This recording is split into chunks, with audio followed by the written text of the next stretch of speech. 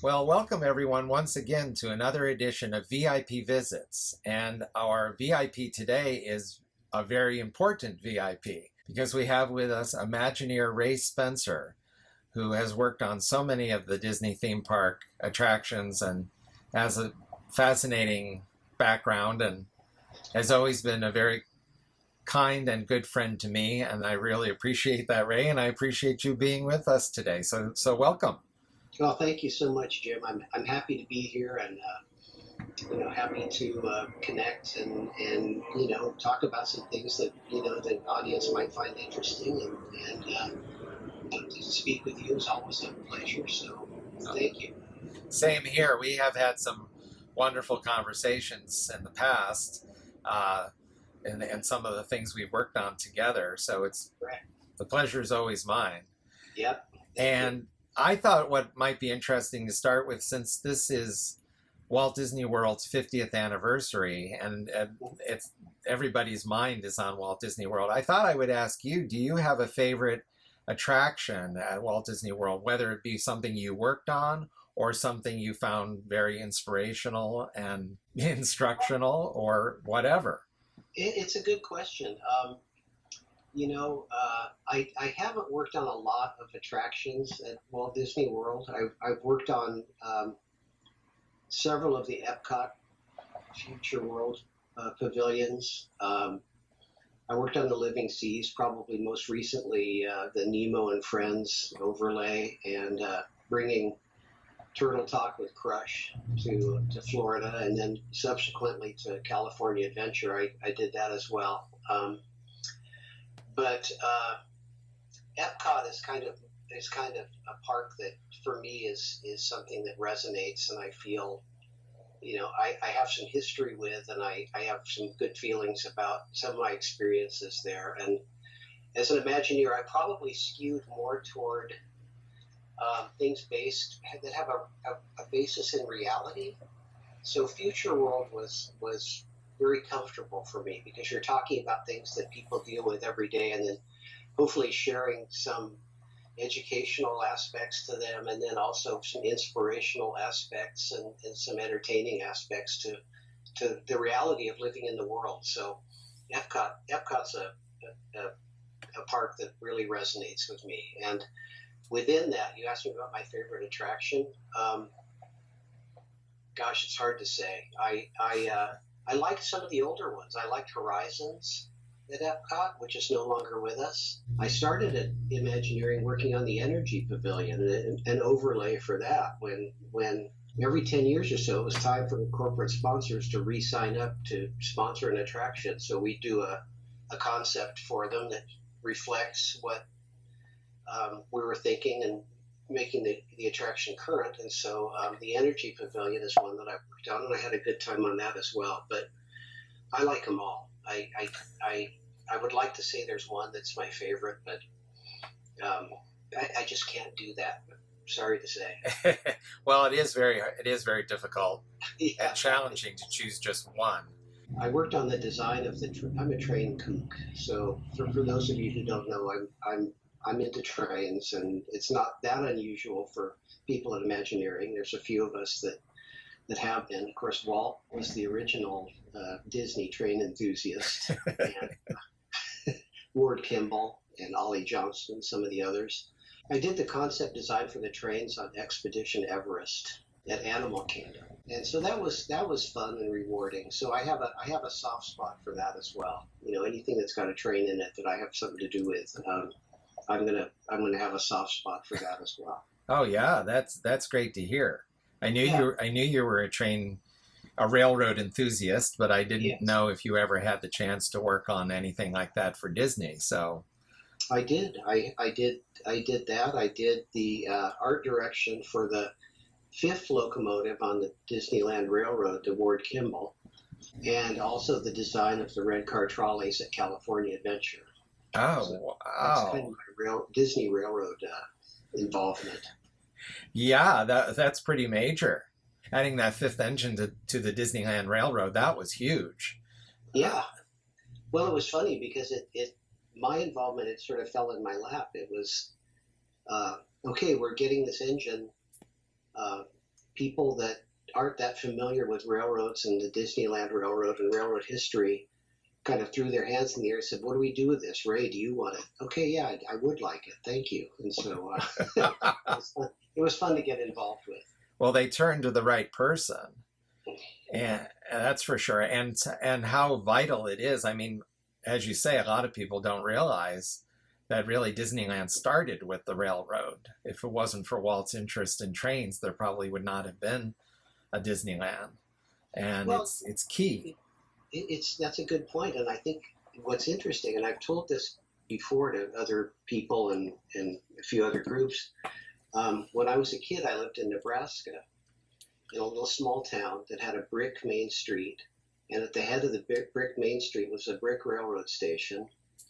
And the railroad station at that time, trains would come and go, and they went to mysterious, marvelous places that, you know, I had no real idea what they were, but it represented the romance of travel and the unknown, and the trains would bring you back too safely. And I think Disneyland's Main Street does the same thing. You've got a train, it's at the head of Main Street. It takes you to places, it takes you to the different lands, and it brings you back safely. So it's kind of like the magic carpet, you know. And I think the train as a metaphor for a device or a magic carpet that takes you to wonderful places is something that really goes beyond and transcends just being a train. It becomes something that's like a gateway to other places and other lands. And I think that's sort of how I got hooked on this stuff, you know. Oh, that is a beautiful description. And it really makes me think of other kinds of transportation. I don't know that there's anything like that. Certainly in California, we get in a car and we so often get on the freeway, and the freeway like almost takes us above everything. And so you don't really see that much. Right. And then you get there, hopefully, I mean, in theory anyhow, you get there faster and then you're there. So what have you seen? And then, of course, airplanes literally do that. They take us way up and then they bring us back down, and they're, you know. Yeah. And if you think about Walt Disney in his day, you know, I think he had an uncle who was an engineer for the railroad, and you would know better than I, but he worked as a news butch on the railroad, and I think that the majesty of and the mystery and the romance of travel to different places was probably ingrained in him early on. Yes. And I think that I don't think it's an accident that there's just happens to be a railroad at Disneyland. I think it's part of that DNA that came from Walt's childhood and we got to enjoy. I think you're absolutely right. And it's, you know, one of my main interests is Marceline. Again, for those that don't know, Walt and his family, when he was just a little boy, I think 4 years old, they took the train to Marceline. And then Marceline, even now, but especially then, was a train town. So even now there are literally 70 trains that go through Marceline every day. I better get back there as soon as possible. Yeah, right. What a great place for anybody to go. So yeah, at this very young age, he probably already was fascinated with trains, but then certainly it grew by leaps and bounds in Marceline. It had to have had an impact on it for sure. Yeah, absolutely. And you know, the rest is history. I mean, I would like to think that anybody that's listening to this and the next time they go to Disneyland or one of the Magic Kingdom style theme parks, they become more aware of the importance of the train station, as you have said, as well as the railroad, the trains themselves. So hopefully they'll look for that. So I guess you've already alluded to this, but how did you become interested in trains? Did you feel there was a starting point, or? It really comes from my family because my grandfather on my dad's side was a locomotive engineer.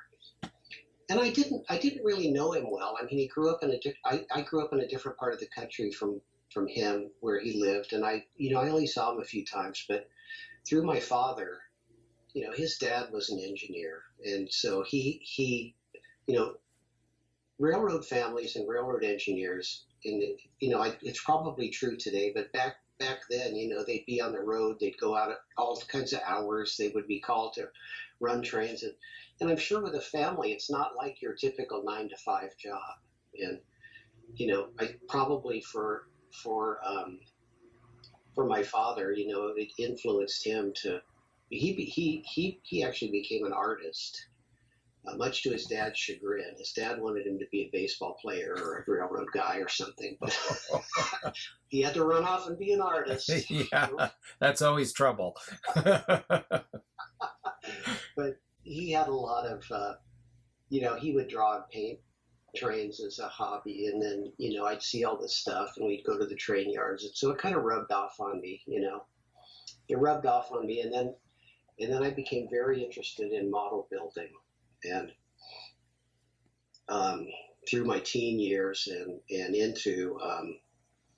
into high school and post high school, I actually worked in a hobby shop, and so I was doing that. I was building models. I joined some train clubs, and I was just involved in that. So that the marriage of model building and creating scale environments, fantasy environments, and my studies in art and trains kind of created this soup that became my sort of catalyst to become involved in themed entertainment and eventually go to work for Disney. That's an amazing background and amazing interests and enthusiasms for it to come out of, I think. Well, if you look at, there's an former Imagineer named John Olson. He was the head of character plaster. In other words, the guys who make carved concrete and carved plaster look like wood or look like old, iron or, all the stuff, the tricks that we use in the theme parks.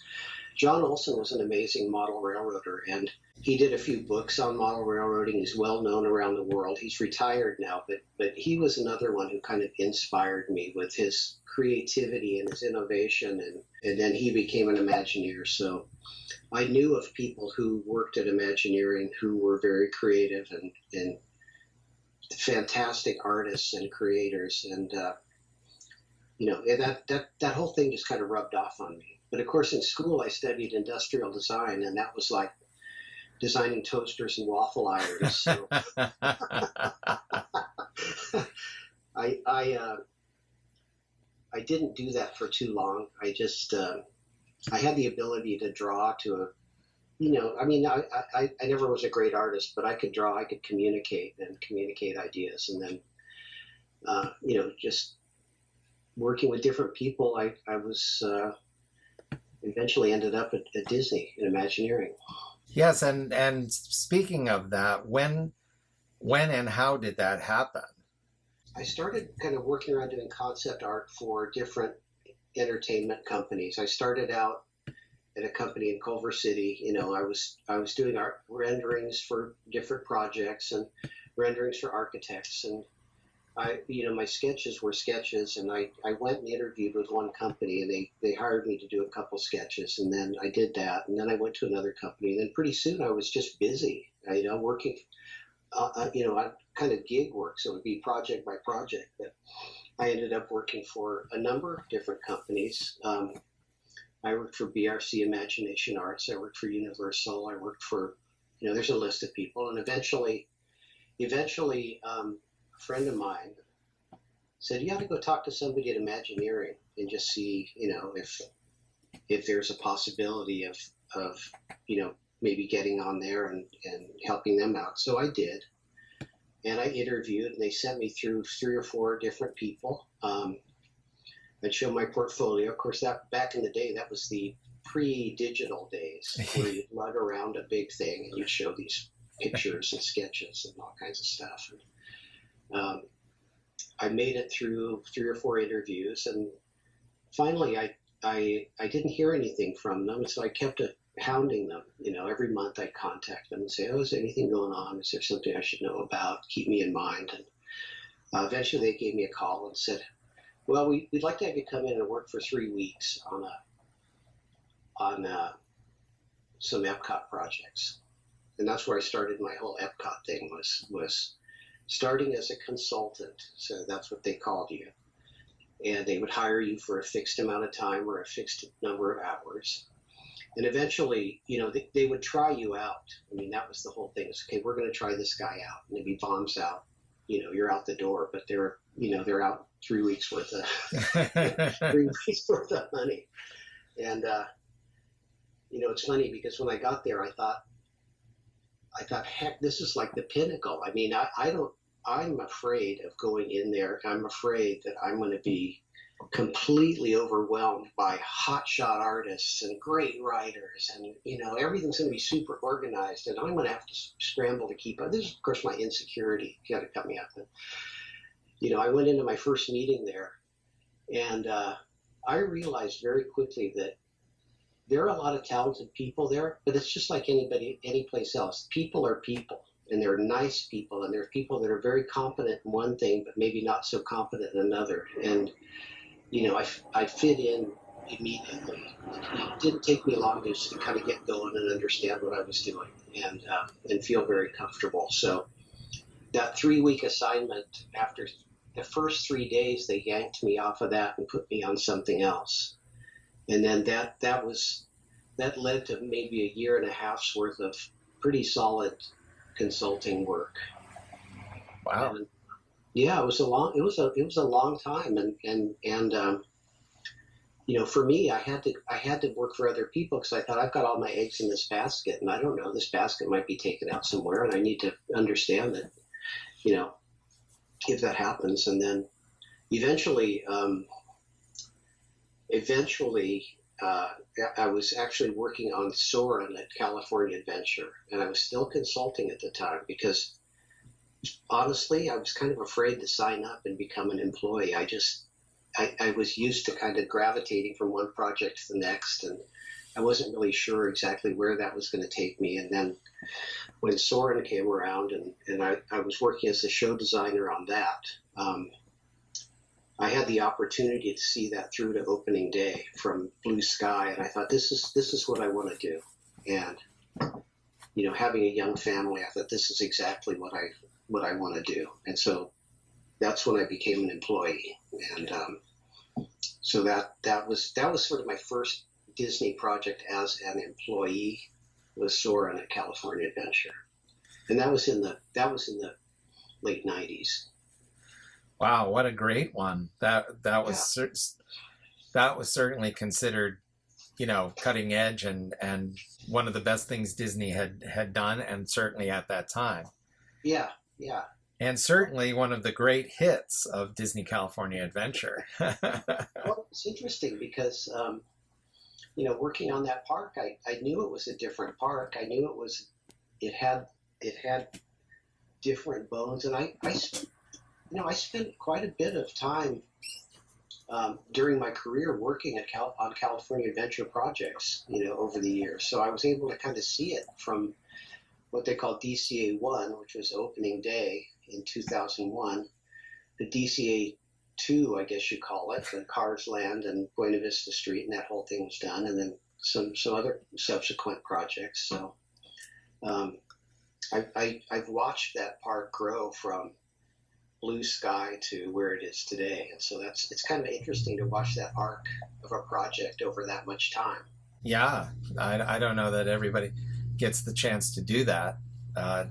Yeah, it's almost like one of the old time Imagineers that started at the beginning, and then they saw everything happen. Yeah, well, in relatively speaking, I mean, I was an employee at Imagineering for about 20 years. I did consulting for 2-3 years prior to that. And it's a long time, but for a lot of people that work there, it's not. There are people there that are 30 years, 40 years. There's people there that have been there for a long, long time.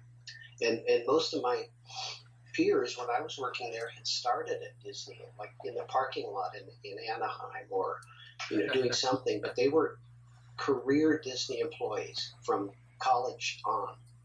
And so for me, I joined later. I was doing other stuff, and I joined the company later, which was kind of interesting because I didn't feel like an insider, like people that had grown up, parking cars in the parking lot and doing all that stuff, or working in a shop on Main Street. So for me, my experience was different.